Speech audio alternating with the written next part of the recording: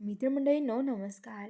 तर युवा मराठी चॅनलवर नवीन असाल तर युवा मराठी चॅनलचे 1000 सबस्क्रायबर होण्यासाठी युवा मराठी चॅनलला सबस्क्राईब करा. तर असं घडतं की इकडे जो तात्यासाहेब आहे, तात्यासाहेबांचा मुलगा हा आर्यन असतो आणि आता आर्यन हा तात्यासाहेबांनाच गोळी मारतो. नक्की काय घडलं व्हिडिओ शेवटपर्यंत बघा. तर इकडं रंगपंचमीच्या दिवस सत्या आणि मंजू यांना डाऊट येतो, कारण की तो आर्यन त्यांच्या दोघांवर अंगावरती लांबून कलरचा गोळा फेकतो, त्यामुळे आणि तो लांबून पळून जातो.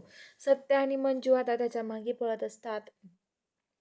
त्याच्या मागे खूप पळतात ते दोघेजण खूप, आणि ते एक लांब लोक येतात रोडला. रोडला आल्यावरती जो आर्यन आहे तो आर्यन आता खाली पडतो. सत्या त्याला दगड मारतो.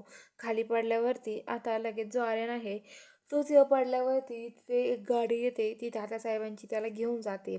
सत्याला त्यांना कळत नाही तो माणूस कोण आहे. सत्या आणि मंजू तिथून घरी जातात. तर इकडं आता जो तात्यासाहेब आहे जो आर्यन आहे तो आर्यन आता तिथे बसलेला असतो त्याच्या घरी. तेवढ्यात आता तात्यासाहेब येतात, जोरात दातीनं दरवाजा उघडतात आणि लाथ मारतात आणि आर्यन खाली पडतो. आणि आर्यनला म्हणतात, तुला इथे मी कशासाठी पाठवलंय? आर्यन म्हणतो, कोण तू? तर आता लगेच म्हणतो की कोण, ओळखला नाही का मला? तुझा बाप आहे मी. तर आता लगेच म्हणतो की हो. तर काय रे, तुला कशासाठी पाठवलं होतं आणि तुझं काय चाललंय? काय ते मंजिरी मंजिरी मागं पळतोय रे? काय त्या मंजी मागं? हां, कळतं की नाही तुला काही? असं म्हणतात. तर इकडं सत्य आणि मंजू विचार करत असतात, तर नेमकं तो माणूस तरी असेल तरी कोण? सत्य म्हणतो की वाघमारे हा माणूस असा कोणतरी आहे, आपल्या जवळचं कोणीतरी त्याच्या पाठीशी आहे. कारण की त्याला एवढं माहीत नाही आहे. एवढी डिटेल माहिती त्याला कसं काय आपल्याबद्दल? एवढी डिटेल माहिती त्याला कोणी सांगितली?